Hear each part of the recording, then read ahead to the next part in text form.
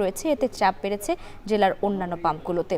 এ নিয়ে আরও জানাতে ঝিনাইদহ থেকে এবার যুক্ত হচ্ছেন MR রাসেল। রাসেল, জানাবেন যে তেলের সংকট কেমন দেখছেন, আর যেহেতু বেশিরভাগ পাম্প বন্ধ রয়েছে, গ্রাহকদের ভোগান্তির চিত্রটা কেমন দেখছেন আপনি?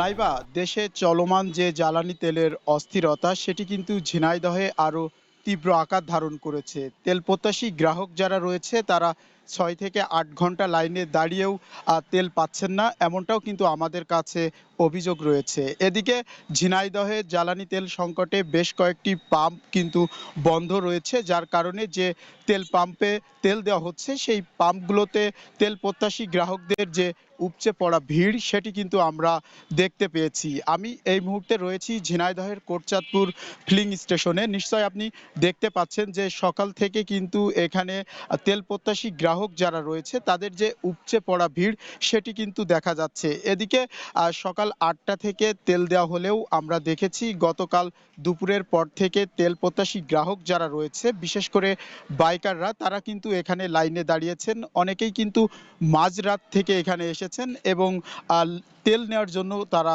লাইনে দাঁড়িয়েছেন। অন্যদিকে যে জ্বালানি তেল সংকটের কারণে তেল পাম্পগুলো বন্ধ রয়েছে, যার কারণে কিন্তু গ্রাহকরা এক পাম্প থেকে অন্য পাম্পে কিন্তু যাচ্ছেন এবং তাদের যে যানবাহনগুলো রয়েছে সেখানে কিন্তু তারা তেল নিচ্ছেন। পাশাপাশি মানুষের যে ভোগান্তি সেটি কিন্তু এখনো লাঘব হচ্ছে না। অন্যদিকে কৃষক যারা রয়েছে তারা কিন্তু ডিজেল সংকটের কারণে তাদের যে বোরো মৌসুমের যে বোরো ধান সেটি কিন্তু তারা যে সেচ ব্যবস্থা সেটিও কিন্তু তারা দিতে পারছেন না।